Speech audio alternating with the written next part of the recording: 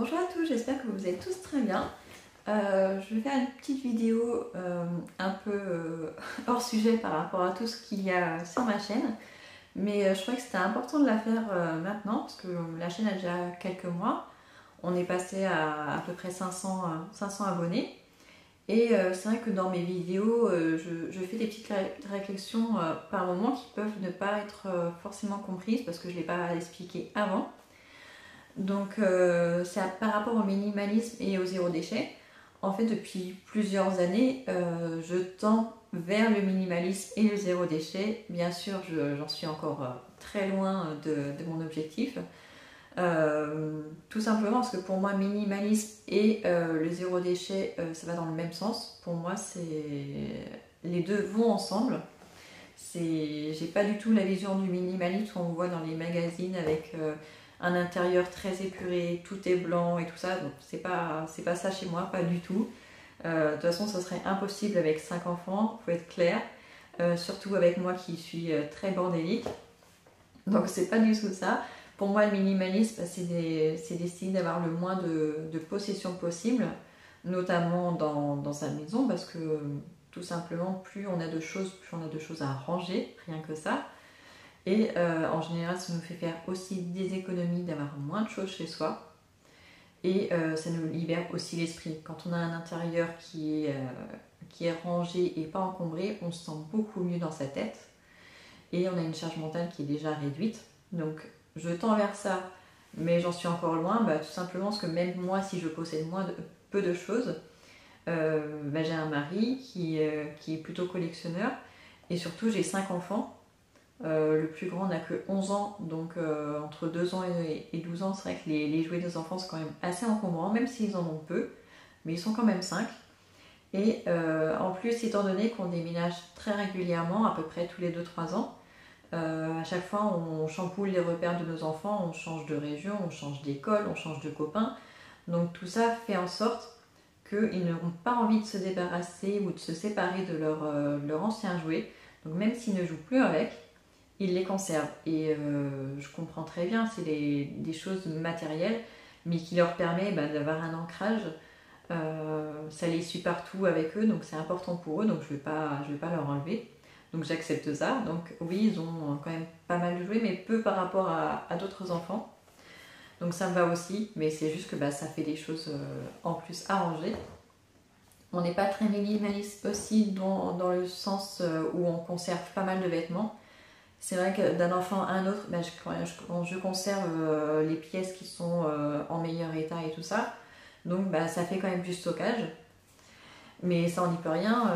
Enfin, si on pourrait, je pourrais tout revendre ou tout donner à une association, mais après je devrais tout racheter, donc ce ne serait pas forcément une bonne chose. Donc je préfère conserver ce qui peut être conservé pour les enfants d'après, tout simplement. Et par contre, là où je fais des efforts, où j'arrive à faire des efforts, c'est déjà sur le plan des vêtements, parce que déjà je récupère des vêtements de ma sœur qu'elle me donne de ses enfants. Donc elle a un fils qui est juste au-dessus de mon fils et une fille qui est juste au-dessus de ma fille, donc ça permet de récupérer à peu près les tailles. Bon, même s'ils n'ont pas tout à fait la même morphologie, donc je ne peux pas tout récupérer, mais ça me permet aussi d'avoir ça. J'achète des vêtements d'occasion le plus possible, mais parfois je suis obligée d'acheter de neuf si je ne trouve pas en occasion ou tout simplement si je suis pressée. Parce que quand j'achète d'occasion, c'est surtout sur Vinted. Et des fois, les vendeurs ne sont pas forcément très réactifs. Et même s'ils sont réactifs, il y a quand même le temps de la livraison. Donc là, sur ça, au moins, on essaye de faire attention. Donc on essaye de générer le moins de déchets possible.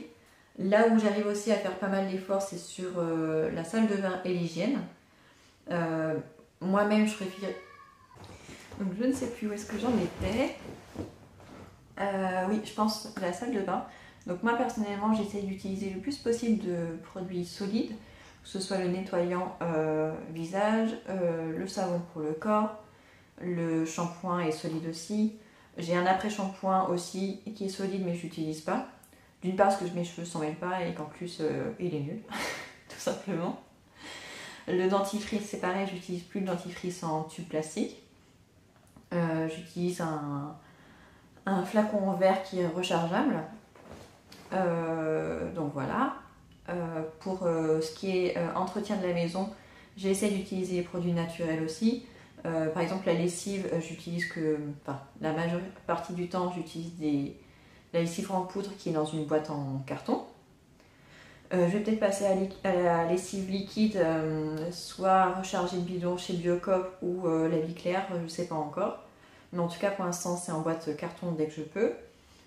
J'utilise du vinaigre, j'utilise du bicarbonate, du percarbonate aussi pour la lessive, donc des choses comme ça qui sont simples, du savon noir aussi, liquide ou solide.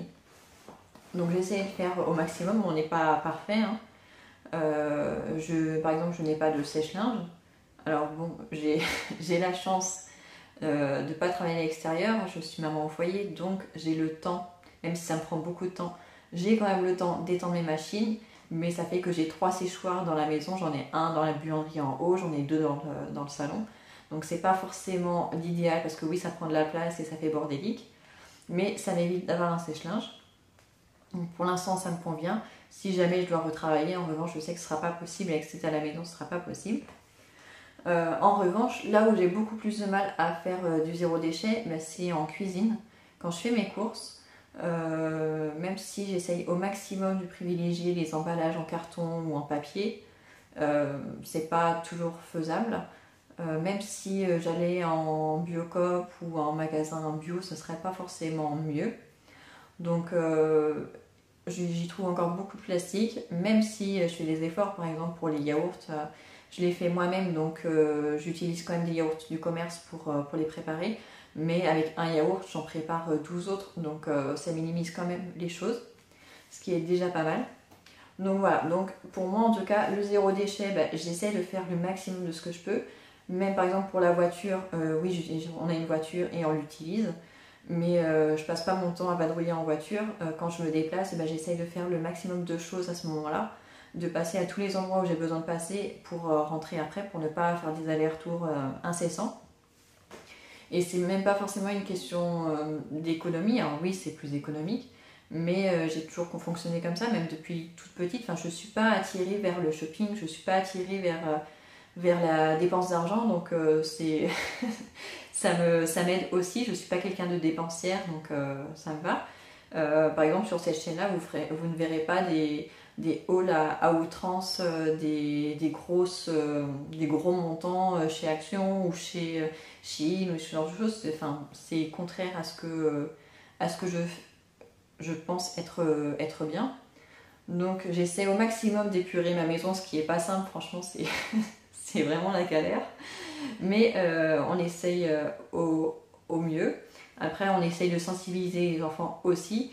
Mon grand de 11 ans, en revanche, je sais que pour mes 2 filles, c'est beaucoup plus difficile de leur faire comprendre les choses. Donc je ne sais pas si c'est dû à leur âge ou si c'est parce que ce sont des filles. Mais c'est beaucoup plus difficile de leur expliquer les choses qu'à mon fils de 11 ans. Pourtant, ça fait déjà quelques années que je lui explique les choses. Donc c'est différent entre eux. Et je voulais juste réagir à quelque chose aussi. Je vois souvent dans les médias ou sur internet, on reproche souvent aux familles nombreuses de faire beaucoup d'enfants et que ce serait pas écolo et tout ça. Et pour ça, j'ai envie de dire, ça change rien. Nous, on a 5 enfants. Franchement, je pense pas que notre empreinte carbone soit très élevée. J'avais fait le test, c'était vraiment pas grand chose. Je pense qu'on a une empreinte écologique bien moindre que certains couples qui ont un seul enfant, qui passent leur temps à voyager en avion et tout ça. Donc même en ayant une famille nombreuse, on fait attention tout simplement, on fait attention à nos achats, on fait attention à nos déplacements et à notre consommation. Et je pense pas qu'on soit plus pollueur qu'une autre famille. Voilà, tout simplement. Donc en ce, je tenais à cœur de vous faire cette petite vidéo parce que du coup vous comprendrez peut-être mieux certaines choses que je dis dans mes vlogs ou dans mes retours de courses et tout ça, tout simplement. Voilà, n'hésitez pas à réagir sur cette vidéo, si vous avez des questions, n'hésitez pas à me les poser et j'en ferai peut-être une FAQ. Voilà, à bientôt!